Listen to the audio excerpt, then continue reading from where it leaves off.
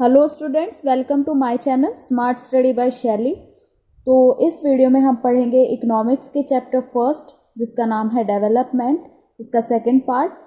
तो last video में हमने इनकम एंड अदर गोल्स को कंप्लीट कर लिया था एंड अब नेक्स्ट हेडिंग है नेशनल डेवलपमेंट। नेशनल डेवलपमेंट मतलब राष्ट्रीय विकास। If as we have seen about individuals seek different goals, then their notion of national development is also likely to be different. Discuss among yourselves on what India should do for development. तो last video में जब हमने chapter पढ़ा तो ये जाना कि सभी व्यक्तियों के अलग अलग लक्ष्य थे, तो फिर राष्ट्रीय विकास की उनकी धारणा भी अलग अलग होने की संभावना है। तो अब आगे हम चर्चा करेंगे कि भारत को विकास के लिए क्या करना चाहिए। Most likely, you would find that different students in the class have given different answers to the above question. In fact, you might yourself think of many different answers and not be too sure of any of these. It is very important to keep in mind that different persons could have different as well as conflicted notions of a country's development. सबसे अधिक संभावना है कि आप पाएंगे एक class के different student से अगर एक क्वेश्चन किया जाए तो सबके अलग अलग आंसर आएंगे। इनफैक्ट आप खुद किसी एक क्वेश्चन के डिफरेंट आंसर सोच सकते हैं और हो सकता है कि आप उनमें से किसी के बारे में श्योर भी ना हो। इस बात को ध्यान रखना भी बहुत महत्वपूर्ण है कि विभिन्न व्यक्तियों के अलग होने के साथ साथ किसी देश के विकास के बारे में भी उनकी धारणाएं अलग हो सकती हैं। However, can all the ideas be considered equally important, or if there are conflicts, how does one decide what would be a fair and just path for all? हालांकि सभी विचारों को समान रूप से महत्वपूर्ण माना जा सकता है, संघर्ष होते हैं और फिर ये तय होता है कि सभी के लिए उचित और न्यायपूर्ण मार्ग क्या होगा। We also have to think whether there is a better way of doing things. Would the idea benefit a large number of people or only a small group? National development means thinking about these questions.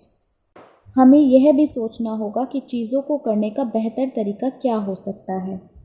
क्या इस विचार से बड़ी संख्या में लोगों को ज़्यादा फ़ायदा होगा या केवल एक छोटे समूह को इसका फ़ायदा होगा? राष्ट्रीय विकास का मतलब इन सवालों के बारे में सोचना होगा।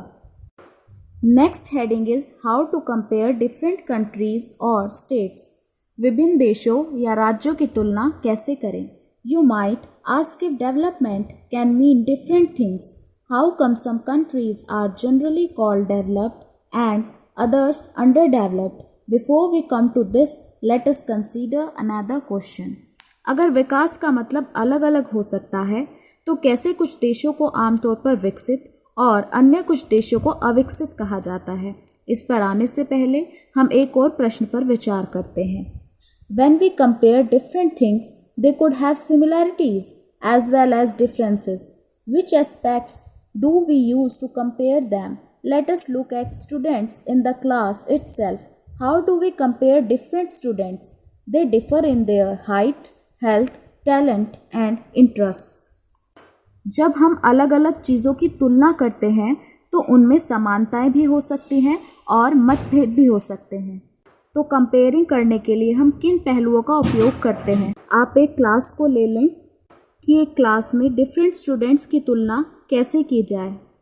सभी अपनी हाइट, हेल्थ, टैलेंट और इंटरेस्ट में डिफरेंट हैं। The healthiest students may not be the most studious one. The most intelligent student may not be the friendliest one. So how do we compare students? The criterion we may use depends on the purpose of comparison. ऐसा तो नहीं है कि सबसे स्वस्थ दिखने वाला छात्र ही सबसे पढ़ने वाला हो। ज़रूरी नहीं है कि जो स्टूडेंट सबसे आगे वाली बेंच पर बैठता हो वो सबसे इंटेलिजेंट हो। इसलिए छात्रों को कैसे कंपैरिजन किया जाता है ये उनके मानदंड तुलना के उद्देश्य पर निर्भर करता है, यानी कि जिस चीज़ पर हम उनका कंपैरिजन कर रहे हैं वो उन मानदंडों पर खरे उतर जाएं। We use different criterion to choose a sport team, a debate team, a music team or a team to organize a picnic. Still, if for some purpose we have to choose the criterion for the all-round progress of children in the class, how shall we do it?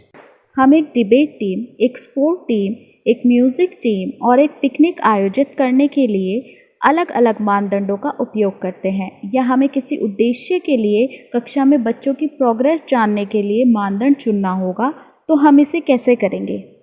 Usually we take one और more important characteristics of persons and compare them based on these characteristics. आमतौर पर हम व्यक्तियों की एक या अधिक महत्वपूर्ण विशेषताएं लेते हैं और इन विशेषताओं के आधार पर उनकी तुलना करते हैं। Of course, there can be differences about what are important characteristics that should form the basis of comparison, friendliness and spirit of cooperation, creativity or marks secured. बेशक इस बारे में मतभेद हो सकते हैं कि महत्वपूर्ण विशेषताएं क्या हैं जो तुलना का आधार बननी चाहिए। क्या मित्रता और सहयोग की भावना या रचनात्मक या अपने अपने अंकों को सुरक्षित करना वो महत्वपूर्ण विशेषताएं हो सकती हैं जिन्हें तुलना का आधार बनना चाहिए? This is true of development too. For comparing countries, their income is considered to be one of the most important attributes. यह विकास का भी सच है। देशों की तुलना करने के लिए उनकी आय को सबसे महत्वपूर्ण विशेषताओं में से एक माना जाता है। Countries with higher income are more developed than others with less income. This is based on the understanding that more income means more of all things that human beings need. कम आय वाले अन्य देशों की तुलना में अधिक आय वाले देश अधिक विकसित हैं। यह इस समझ पर आधारित है कि अधिक आय का मतलब उन सभी चीज़ों से है जिनकी मनुष्य को ज़रूरत है, जो भी लोग पसंद करते हैं और सोचते हैं। Whatever people like and should have, they will be able to get with greater income, so greater income itself is considered to be one important goal. तो एक अधिक आय प्राप्त करने वाले देश में लोग जो पसंद करते हैं उनके पास वे चीज़ें होनी चाहिए और वे उन चीज़ों को अधिक आय के साथ प्राप्त करने में सक्षम होंगे। इसलिए अधिक से अधिक आय अपने आप में एक महत्वपूर्ण लक्ष्य माना जाता है। Now what is the income of a country? Intuitively, the income of the country is the income of all the residents of the country. This gives us the total income of the country. अब क्या देश की आय देश के सभी निवासियों की आय है? इससे हमें देश की टोटल इनकम प्राप्त हो सकती है। However, for comparison between countries, total income is not such as useful measure. Since countries have different populations, comparing total income will not tell us what an average person is likely to earn. Are people in one country better off than other in a different country? Hence, we compared the average income, which is the total income of the country divided by its total population. The average income is also called per capita income. हालांकि देशों की कुल आय जानने के लिए ऐसा कोई उपयोगी उपाय नहीं है। हर एक कंट्री की डिफरेंट पॉपुलेशन है और हम उनकी टोटल इनकम को कंपेयर करें तो भी हमें यह पता नहीं चलेगा कि एक औसत व्यक्ति की कमाई क्या है। एक देश में एक दूसरे देश के मुताबिक बेहतर लोग हैं, यानी उनका स्टैंडर्ड ऑफ लिविंग अच्छा है। इससे हम औसत आय की तुलना करते हैं जो देश की कुल आय को कुल जनसंख्या से विभाजित करती है। औसत आय को प्रति व्यक्ति आय भी कहा जाता है। In world development reports brought out by the World Bank, this criterion is used in classifying countries. Countries with per capita income of US 12736 per annum and above in 2013 are called rich countries, and those with per capita income of US $1045 or less are called low income countries.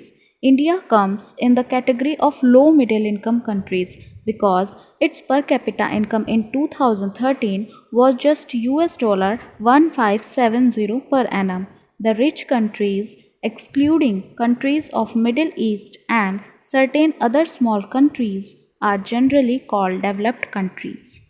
विश्व bank द्वारा लाई गई विश्व विकास report में इस कसौटी का उपयोग देशों को वर्गीकृत करने में किया जाता है। 2013 में US डॉलर 12736 प्रति वर्ष था और उससे अधिक की प्रति आय वाले देशों को अमीर देश कहा जाता है और US डॉलर की प्रति व्यक्ति आय 1045 या उससे कम आय वाले देशों को निम्न आय वाले देश कहा जाता है। भारतीय कानून मध्य आय वाले देशों की श्रेणी में आता है क्योंकि यह 2013 में प्रति व्यक्ति की आय अमेरिकी डॉलर के हिसाब से प्रति वर्ष 15700 थी। मध्य पूर्व के देशों और कुछ अन्य छोटे देशों को छोड़कर अमीर देशों को आमतौर पर विकसित देश कहा जाता है। Next heading is income and other criteria, मतलब आय और अन्य मापदंड। When we looked at individual aspirations and goals, we found that people not only think of better income but also have goals such as security, respect for others, equal treatment, freedom, etc. in mind. Similarly, when we think of a nation or a region, we may, besides average income, think of other equally important attributes. जब हमने व्यक्तिगत आकांक्षाओं और लक्ष्यों पर ध्यान दिया तो हमने पाया कि लोग न केवल बेहतर आय के बारे में सोचते हैं बल्कि ऐसे लक्ष्यों के लिए भी सोचते हैं जिनमें सुरक्षा सम्मान भी है, जैसे कि अन्य उपचार, स्वतंत्रता आदि। इसी तरह से जब हम किसी राष्ट्र या क्षेत्र के बारे में सोचते हैं तो हम औसत आय के अलावा अन्य समान रूप से महत्वपूर्ण विशेषताओं के बारे में भी सोचते हैं। What could these attributes be? Let us examine this through an example. Table 1.3 gives the per capita income of Maharashtra, Kerala and Bihar. Actually, these figures are of per capita net state domestic product at current prices for 2013-2014. Let us ignore what this complicated term exactly means. Roughly, we can take it to be per capita income of the state. We find that of the three, Maharashtra has the highest per capita income and Bihar is the bottom. ये विशेषताएं क्या हो सकती हैं? आइए हम एक उदाहरण के माध्यम से इसकी जांच करें। साइड में आपको एक टेबल दिया गया है, table 1.3 per capita income of select states. यहाँ पर आपको 3 स्टेट दिए गए हैं, महाराष्ट्र, केरला और बिहार। दरअसल ये आंकड़े 2013 से 2014 के मौजूदा मूल्यों पर प्रति व्यक्ति शुद्ध राज्य घरेलू उत्पाद के हैं। तो तीनों स्टेट्स के पर कैपिटा इनकम उनके सामने दिए गए हैं। मोटे तौर पर हम इसे राज्य की प्रति व्यक्ति आय के रूप में ले सकते हैं। जैसा कि हमने पाया कि तीनों स्टेट महाराष्ट्र, केरला और बिहार में से महाराष्ट्र की प्रति व्यक्ति आय सबसे ज़्यादा थी और बिहार की सबसे कम।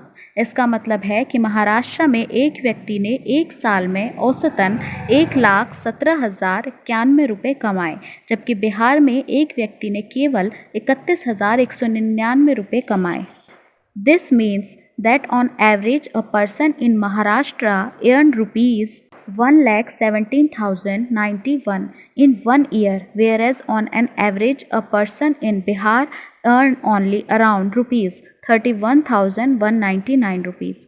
So, if per capita income were to be used as the measure of development, Maharashtra will be considered the most developed and Bihar the least developed state of 3. इसलिए अगर प्रति व्यक्ति आय को दुनिया के विकास के माप के रूप में इस्तेमाल किया जाए तो महाराष्ट्र को सबसे विकसित और बिहार को तीनों में से सबसे कम विकसित राज्य माना जाएगा। तो इस वीडियो में इतना ही। थर्ड पार्ट का लिंक आपको डिस्क्रिप्शन में मिल जाएगा। Any problem related to this chapter you can ask in the comment box and please video को लाइक, शेयर और चैनल को सब्सक्राइब करना ना भूलें। Thank you for watching.